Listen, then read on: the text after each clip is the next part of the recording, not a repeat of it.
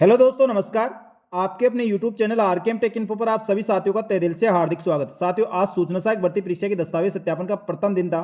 आज दस्तावेज सत्यापन के प्रथम दिन में क्या कुछ रहा है और डीवी का प्रोसेस क्या रहा, अभ्यर्थियों की क्या समस्याएं रही, इन सब के बारे में इस वीडियो में बात करने वाले हैं। तो पूरा वीडियो देखें। आपको दोस्तों आगे जो भी अभ्यर्थी दस्तावेज सत्यापन करवाने वाले हैं उसको किसी प्रकार की कोई समस्या नहीं होगी यदि इस वीडियो को पूरा ध्यान से देखते हैं। तो साथियों, सूचना प्रौद्योगिकी संचार विभाग द्वारा सूचना सहायक भर्ती परीक्षा 2023 के दस्तावेज सत्यापन आज से शुरू कर दिए।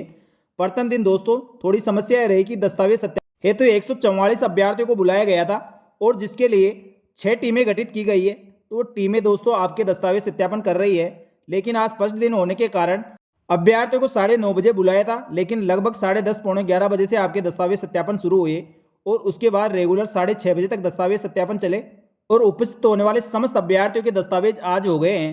कल दोस्तों इसी क्रम में दस्तावेज सत्यापन होंगे। तो साथियों, दस्तावेज सत्यापन का प्रोसेस इस प्रकार रहा। जैसे दोस्तों दस्तावेज सत्यापन के लिए टीम वाइज अभ्यर्थियों को अंदर बुलाया गया था, उस जिस प्रकार सूचना प्रौद्योगिकी संचार विभाग द्वारा और टीम वाइज ऑर्डर निकाला गया था, उसी क्रम में अभ्यर्थियों को दस्तावेज सत्यापन के लिए अंदर बुलाया गया। उसके अंदर लगभग एक बार में 8 से 10 अभ्यर्थियों को अंदर बुलाया गया था, जिसके अंदर सबसे पहले दोस्तों जैसे ही एंट्री गेट पे जाते हैं, आपको एंट्री गेट पे आपका पहचान आईडी के साथ आपका वेरिफिकेशन किया जाएगा कि जो अभ्यर्थी दस्तावेज सत्यापन करवाने आया है क्या वही जो स्क्रूटनी फॉर्म भरा है वही अभ्यर्थी है या नहीं। वहाँ वेरिफिकेशन होने के बाद दोस्तों आपको दस्तावेज सत्यापन के लिए आगे भेज दिया जाएगा और उसके बाद इस कॉन्फ्रेंस हॉल के अंदर दस्तावेज सत्यापन किए जाने एक बार में 8 से 10 अभ्यर्थियों को अंदर भेजा जा रहा है और बाकी 10 से 12 अभ्यर्थियों को वेटिंग में रखा जाता है। जैसे अंदर दस्तावेज सत्यापन के लिए अभ्यर्थी कॉन्फ्रेंस हॉल में है, उनके दस्तावेज कंप्लीट होने के बाद जो वेटिंग कर रहे अभ्यर्थियों को अंदर ले लिया जाएगा और 10 से 12 अभ्यर्थियों को बाहर से अनाउंसमेंट करके आपको अंदर बुला लिया जाएगा।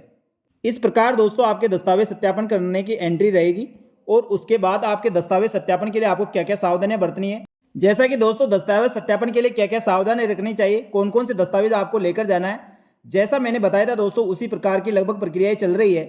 लेकिन दोस्तों खास बात आज की क्या रही और कौन कौन से दस्तावेज किस क्रम में लेके जाना है, जिससे आपको बिल्कुल कम समय लगे और आप तुरंत प्रभाव से दस्तावेज आपके 15 से 20 मिनट में करवा सके। उसके लिए दोस्तों साथियों दस्तावेज सत्यापन आप कम समय में कैसे करवा सकते हैं, उसके लिए आपको दोस्तों विशेष दिशा निर्देश इस प्रकार है।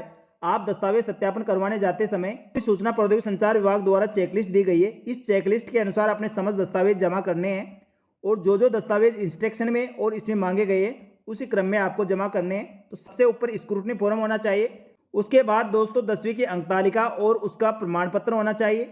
नंबर 3 पे आपका सीनियर सेकेंडरी की अंक तालिका और उसका प्रमाण पत्र।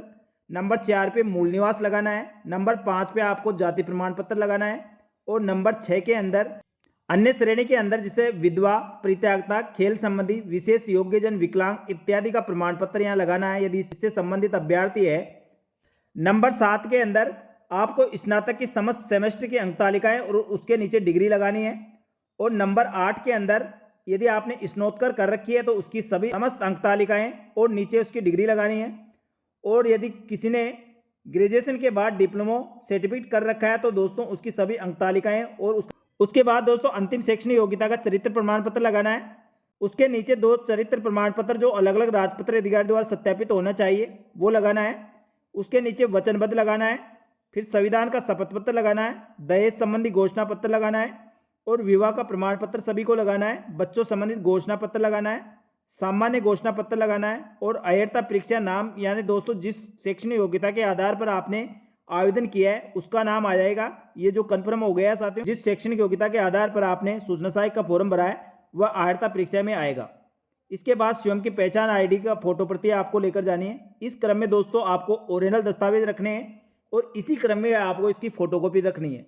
तो साथियों फोटोकॉपी के अंदर जो आपने घोषणा पत्र और शपथ पत्र बनाए हैं वो तो ओरिजिनल लगेंगे। चरित्र प्रमाण पत्र आपका 2 राजपत्र अधिकारी द्वारा जारी चरित्र प्रमाण पत्र ओरिजिनल लगेगा। और साथियों स्क्रूटनी फॉर्म के साथ जो अटेंशन फॉर्म निकला है उसको आपको वेरीफाई करवाने की आवश्यकता नहीं है, लेकिन ऑनलाइन स्क्रूटनी फॉर्म के अंदर आपने अटेस्टेशन फॉर्म जो अपलोड किया है वो आपको लेकर आना है। साथियों वो ओरिजिनल जमा होगा, जैसा आपने उसमें फोटो लगाकर किसी गजेटेड ऑफिसर से वेरीफाई करवाया है वह ओरिजिनल जमा होगा। बाकी समस्त दोस्तों दस्तावेजों की आपकी फोटोकॉपी लगेगी। इस चीज़ का ध्यान रखना है, जैसा क्रम में इसमें दिया गया है उसी क्रम में आपको ओरिजिनल दस्तावेज होने चाहिए और उसी क्रम में इसकी फोटोकॉपी होनी चाहिए। आगे दोस्तों जो विवरण मांगा गया है वो विवरण आप भर दें। तो आपको दस्तावेज सत्यापन में इसी प्रकार मांगा जाएगा और सभी दस्तावेजों के अंदर ऊपर राइट साइड के अंदर आपको रोल नंबर लिखना है और पृष्ठ संख्या लिखनी है। पृष्ठ संख्या इस प्रकार लिखनी है साथियों, जैसे स्क्रूटनी फॉर्म के अंदर मान लो 4 पृष्ठ है तो 1 2 3 4 तक ही लिखना है। 5वें नंबर पे आपके 10वीं की मार्कशीट आ रही है, 5 नंबर उस पर लिखना है। 6ठे नंबर पे जैसे मान लो 12वीं की मार्कशीट आ रही है तो पृष्ठ संख्या लिखनी है। उसके बाद मूल निवास पे लिखना है। इस क्रम में दोस्तों आपके जैसे मान लो आपके दस्तावेजों के अंदर टोटल 20 पेज है तो आपको 1 से लेकर 20 तक उसमें पृष्ठ संख्या अंकित करनी है और उसी के आधार पर दोस्तों आपको इन कॉलमों में बढ़ना है कौन से नंबर पे आपका कौन सा प्रमाण पत्र लगा हुआ है। साथियों दस्तावेज सत्यापन के लिए आप इस क्रम में समस्त दस्तावेज जमा के ले जाओगे और इस प्रकार पृष्ठ संख्या अंकित करके लेके जाओगे और ये डिटेल भर के लेके जाओगे तो आपको किसी प्रकार की कोई दिक्कत नहीं होगी। तुरंत आपका 15 से 20 मिनट के अंदर दस्तावेज सत्यापन आपका कंप्लीट हो जाएगा और आप दस्तावेज सत्यापन करवा के बाहर आ जाओगे। और साथियों दस्तावेजों में आपके कोई भी कमी रह गई तो आपको तुरंत वहीं बता दिया जाएगा, भाई ये आपकी कमी है और आप कब तक उपलब्ध करा दोगे। ये आप उनको बता दोगे कि मैं 4 दिन में या 5 दिन के अंदर दस्तावेज जो कमी रह गई है वो उपलब्ध करा दूंगा, तो आपको समय दिया जाएगा। आप दोस्तों 2-3 दिन के अंदर आके आप अपना दस्तावेज जमा करवा सकते हैं। इसके साथ ही दोस्तों जैसा कि मैंने बताया था किसी भी गलती के लिए आपको शपथ पत्र बनाना है तो शपथ पत्र बनवा के लाना है जिससे आपको अनावश्यक परेशानी ना हो और आपको इनके साथ जिस भी दस्तावेज में कोई कमी है उसी के साथ उसको अटैच करना होगा। तो इस प्रकार दोस्तों आज दस्तावेज सत्यापन में फर्स्ट दिन होने के कारण थोड़ा समय लगा था क्योंकि अभ्यर्थियों को भी पूरी तरह से पता नहीं था और दस्तावेज सत्यापन करने वाले भी आज फर्स्ट दिन कर रहे तो कई प्रकार की समस्याओं का सामना करना पड़ा। लेकिन कल से दोस्तों आपके दस्तावेज सत्यापन बहुत ही स्मूथली चालू हो जाएंगे और आराम से आप दस्तावेज सत्यापन करवा पाएंगे। लेकिन दस्तावेजों को क्रम दोस्तों जैसा मैंने बताया उसी क्रम में लेकर आना। आपके ओरिजिनल दस्तावेज भी इसी क्रम में होने चाहिए और जो दस्तावेजों की प्रति आपके यहाँ जमा होगी वो भी इसी क्रम में होनी चाहिए।